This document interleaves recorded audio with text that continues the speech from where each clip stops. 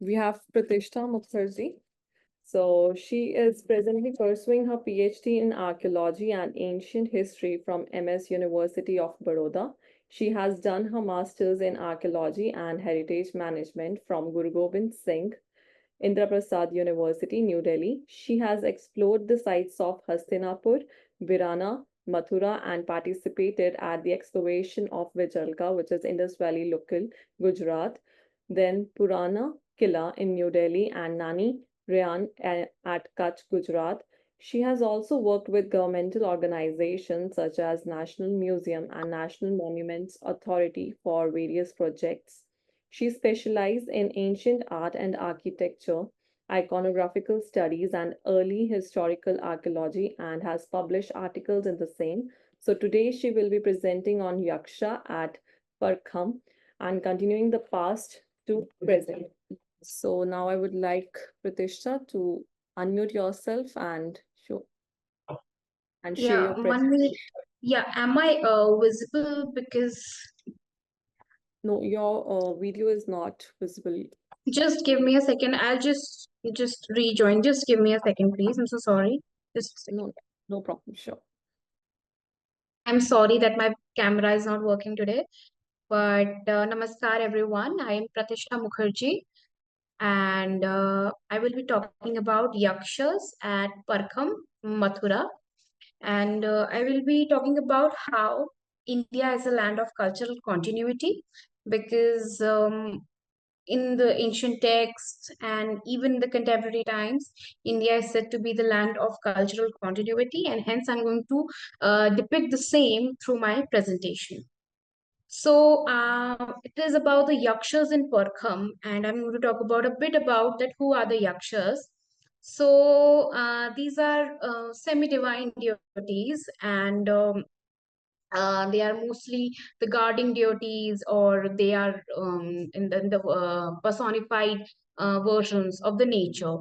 So these are some of the aspects of yakshas, and if you just look at the sculptures and like different sculptures during ancient India, and the sculptors of ancient India have utilized their ideas and thoughts and their artistic creations to create such sculptures. And these sculptures of yakshas were erected at important trade centers and important trade points. And even through my research, I have tried to prove that the yaksha worship is quite pre-evident even before coming of the larger pantheons that we see today, like Shiva worship or Vaishnava Vishnu worship or the goddess worship of Shakti. But who are the yakshas again? So these are divinities who are said to be like in the literature we say that these deities were present in the society and are personification of the nature, and they have an idea of guarding a geographical region or a territory and providing wealth and abundance to human beings. So these are some of the famous yaksha, and one of the earliest images of the yakshas in India, that is Parkham Agnipani Yaksha and Mudgarapani Yaksha.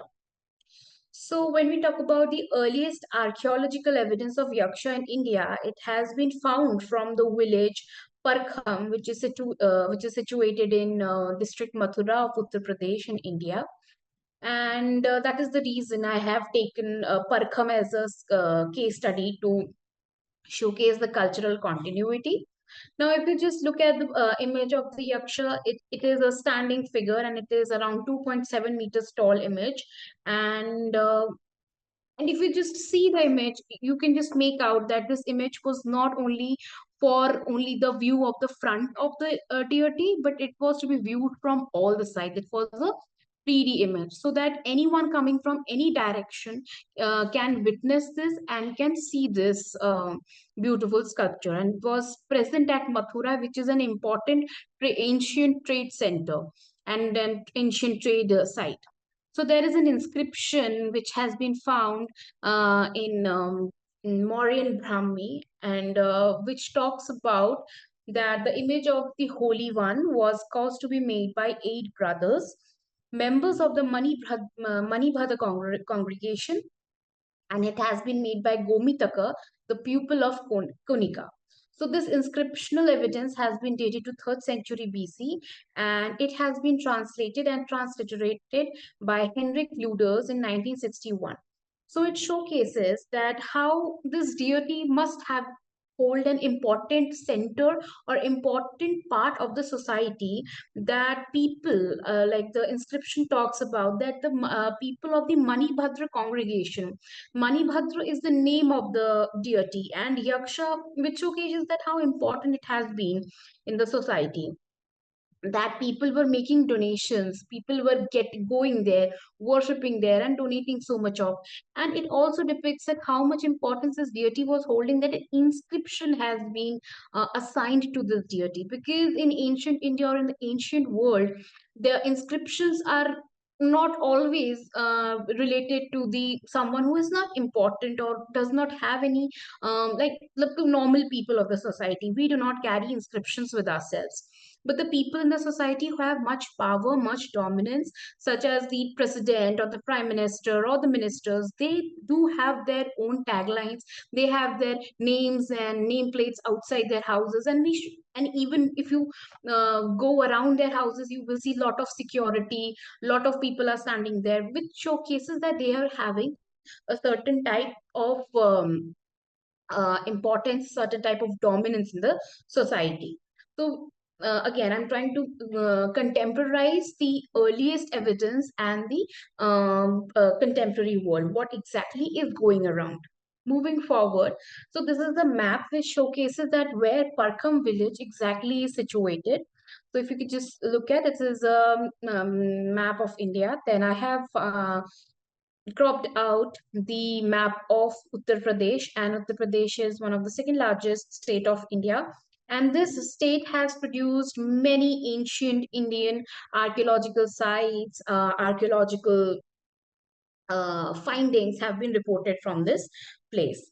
Other than that, this is if you see this third image, this is a small map of the Parkham itself, that it is a small area, even though it has a lot of importance attached to it. Moving forward, so this is the present temple complex, if you just look at. So the ancient findings which were reported from in the previous excavations, and in 1800s, when Sir Alexander Cunningham visited this site, he has mentioned about that there were no temples were reported, but only the sculpture has been revealed during the excavation. So this is the present temple complex. Even though Mathura has a stronghold of Krishna cult and Braj region, which is a very important Vaishnavite site, but in the pockets of Parkham, Yaksha is still worshipped, which showcases that even though other larger deities such as Shiva, Vishnu have come into existence, but there were different pockets which continued worshipping their original deities, their tutelary deities, or their deities of their families. So if we just look at, this is a simple, the temple complex. It is a very simple. It has no architectural meaning to it, but it is just a small area. And when I was interviewing the local priest and the locals, they said that the temple has been, again, the donations have been made by huge traders, wealthy travelers, and they have donated this temple. And if you just look at the second image, it showcases the tablet mentioning that Sri Yaksha Maharaj Ji, which is an adoration of the deity itself, and it again showcases the name of Parkham.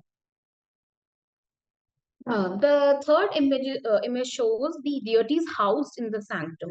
Again, it showcases the cultural continuity. If you just look at this image, again, it has some continuity here. But if you just look at the image, the larger images which are in the middle, I was not allowed to touch those images, and I was not able to understand its iconography. But the attendants in the either sides, I had a word with the priest. He said that you can take images and you can, understand its iconography. So this is inside the sanctum sanctorum. The deities have been placed like this. So this is the comparison of the ancient and the modern depictions of Yaksha, and it showcases a cultural continuity.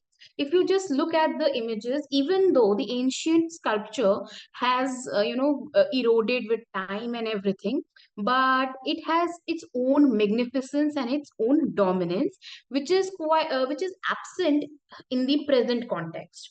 So looking at this iconography, if you just see that similar type of ornaments have been given to them, then the this patti is there, again the patti is there, then they are wearing a nice dhoti type thing, a lower garment, again it is visible here. The Even though the ancient images hands are broken, it is quite was quite difficult to understand what were the attributes held by the yaksha, Manibhadra Yaksha. But in the modern context, whenever Yaksha or a Yakshani, their female counterparts are depicted, they have been always showcased with holding a money bag. Because in the later times, with the development of the society and development of the religious outcomes, the Yakshas were attached with being wealthy, having money attached to them, and their overlord was Kuber, and Kuber again, who is a Yaksha. So again, these and even Yakshas are mentioned multifariously in the Buddhist text and even in the Jain text, and the Brahminical texts also talk about them.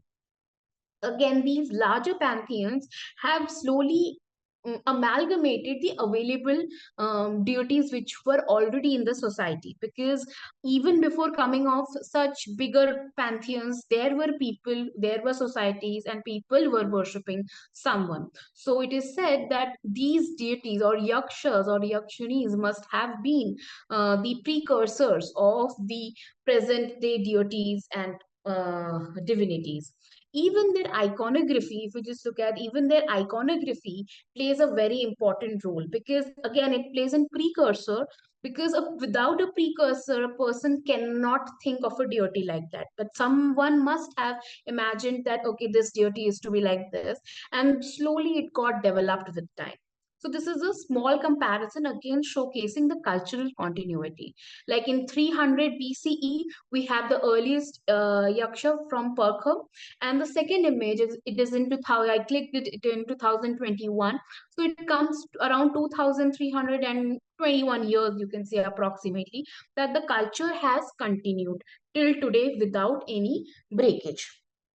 I am saying this because without any breakage, because the Yaksha traditions are quite familiar in the uh, around of this Parkham, Mathura, and in Uttar Pradesh and Bihar and Bengal. It is with different names it is called, but the main crux of this Yaksha is quite similar. So I'm saying it is a cultural continuity, because every year in month of February, again fair takes place, which is called the Jakhya Mela. Again, Jakhya is a local version of calling the Yaksha. Yaksha is actually a Sanskrit term, and with different dialects and with different languages, the pronunciations changes, but the connotation and the meaning always remains same. For instance, in the Buddhist text, it is called Yakka, and again the Jain call it Yaksha. Other than that, we have in the places of Bihar and Bengal, it is called Jokpo, Jakia. Again, different names are there, but Bir, Brahma, such names are there, but the meaning and the worshipping methods remain the same. So coming back to Jakhia Mela, Jakhia, and this every year a fair takes place in February, and for 10 to 15 days, what happens? The people of the village, they create rudimentary images of the deity which is kept inside the sanctum. Even though the images, if you just look at it, is a very simple, very rudimentary style. There is no iconographic features, but if you look at its hands, it is in um, a boon giving posture. It is Varad Mudra, it shows. And it is like again a protector type of thing. And these images are kept all over the boundary of the village. And the village takes place, fair takes place. People do rituals. For the rituals are very simple, which includes watering, providing flowers, and giving sweets and fruits to the deity. And a very simple mela takes place. And these people think, and they always pray that, yeah, Jakhya Baba hamari raksha karna, which translates to that, Jakhya Devta or Jakhya deity, kindly protect me from all the evils, make me successful, whatever the things, whatever we ask from God today also, it is quite similar. But again, the cultural continuity is there with the context. And we do not know if there was any fair in the ancient context, even though the literature speaks about it. But in the context of archaeological data, we only find such sculptures, and no rudimentary sculptures have been reported.